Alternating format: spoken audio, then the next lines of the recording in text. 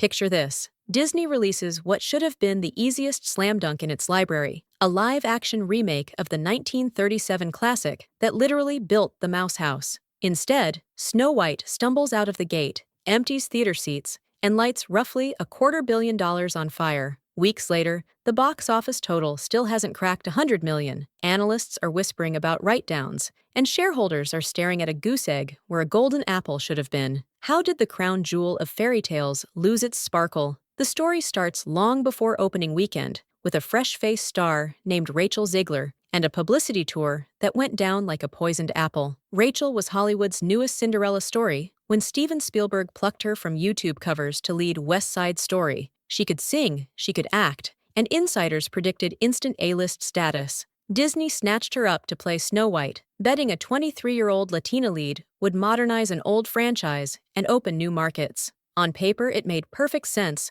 Revive a beloved IP, preach female empowerment, and watch the money roll in. But somewhere between the casting announcement and the first trailer drop, the marketing train jumped the rails.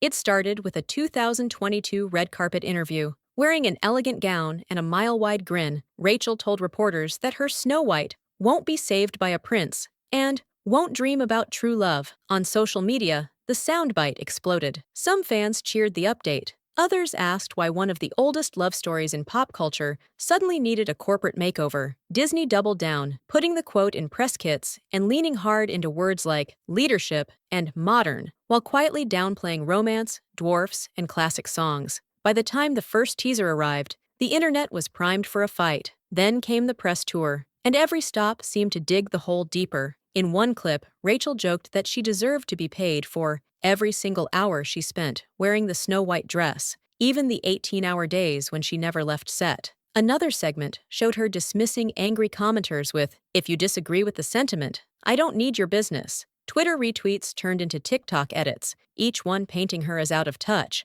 entitled, or another child star lecturing audiences who just wanted a fairy tale. Disney scrambled to soften the rhetoric, but the genie was out of the bottle. Inside Burbank headquarters, executives reportedly called emergency meetings. Contracts were pulled out of drawers and scanned for morality clauses. You know the type. If your off-screen behavior harms the brand, the studio can trim bonuses or even sue for damages. Numbers as high as $120 million leaked to the trades. Whether real or rumor, the figure spread like wildfire. At the same time, Disney canceled Rachel's talk show circuit, hired a pricey media consultant to trail her every step, and begged her to tone down political hashtags that kept surfacing right beside movie promos. According to insiders, she refused to delete them. Opening weekend arrived, and the box office coughed. $40 million domestic would have been embarrassing but salvageable. The film did less. International markets fared worse. China barely showed up. Reviewers complained the story felt preachy and joyless,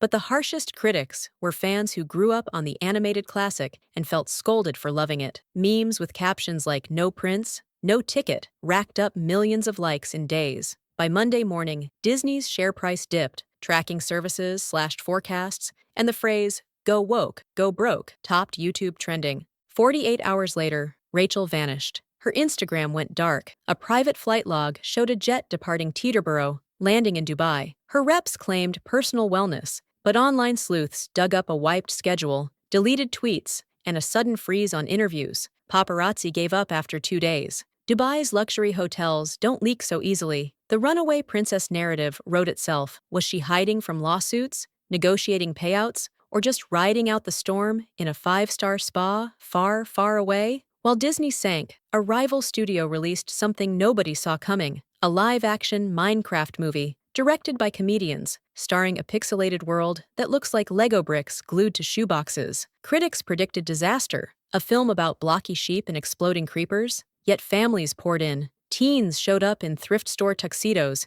and chanted internet memes at the screen. Opening weekend hit $300 million worldwide, quadrupling Snow White's haul. Suddenly, headlines compared the two projects side by side, calling Minecraft the real fairy tale and Snow White the cautionary tale.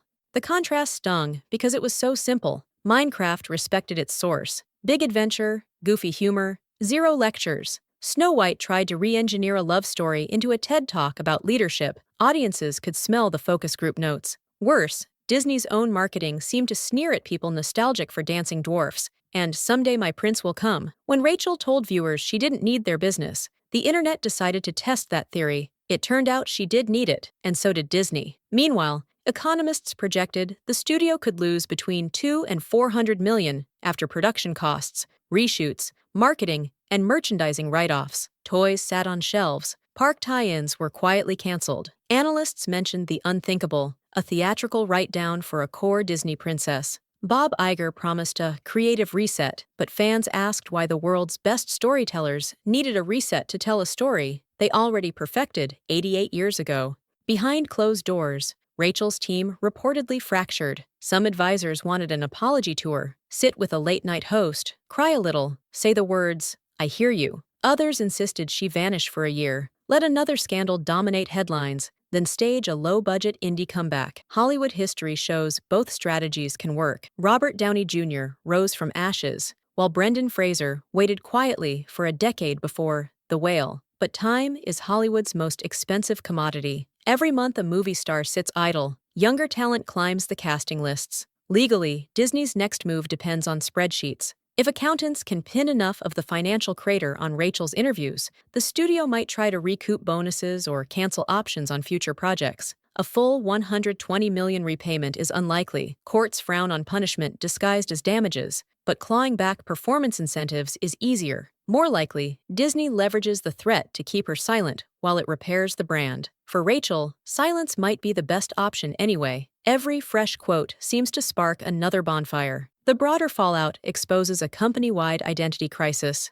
Marvel fatigue, Pixar layoffs, streaming turbulence. Disney's recent misfires suggest a pattern. Safe bets turning into expensive flops once the studio tinkers with formulas audiences love. Snow White was supposed to be the surest of sure things. Its failure rattles investor faith and fuels culture war talking points. Some observers blame superhero saturation, others blame politics, but ordinary moviegoers keep repeating the same request: tell great stories without lecturing us for liking the originals. Where does that leave Rachel Zegler? Talent agencies know online hate can fade if replaced by genuine artistry. If she lands a stripped-down role, an indie drama shot in 2 weeks for peanuts, and nails it, critics will remember she can act. If she shows humility, fans might root for a redemption arc, but the longer she hides in Dubai, the more the vacuum fills with speculation. In Hollywood, disappearing often looks like guilt, even when it's self-care. And where does it leave Disney? The studio that taught the world to wish upon a star must convince fans it still honors its own heritage. That may mean smaller budgets, riskier original ideas,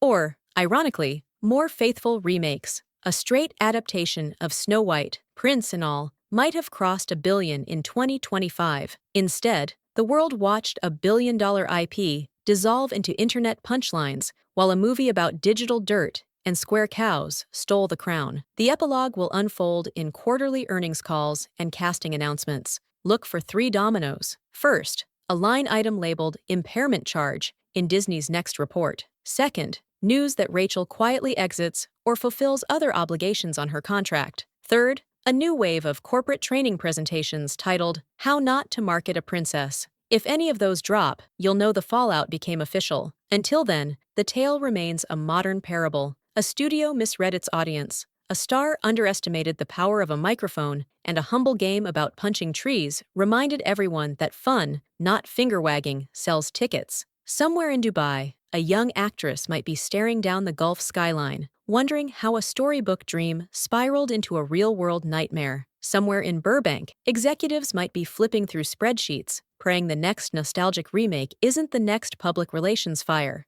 In the end, the lesson is brutally simple. Never insult the people buying the popcorn. They won't just skip the movie, they'll turn your mistakes into viral memes and elevate your competition overnight. Disney forgot that rule. Rachel Zegler learned it the hard way, and Minecraft laughed all the way to the bank. Whether this fiasco leads to lasting change or another round of wishful thinking is up to the folks who still believe a spoonful of sugar can make any medicine go down. For the rest of us, it's a reminder that even in the age of billion-dollar IPs, a story badly told will always find its dwarf-sized audience, and no magic mirror can spin bad numbers into happily ever after.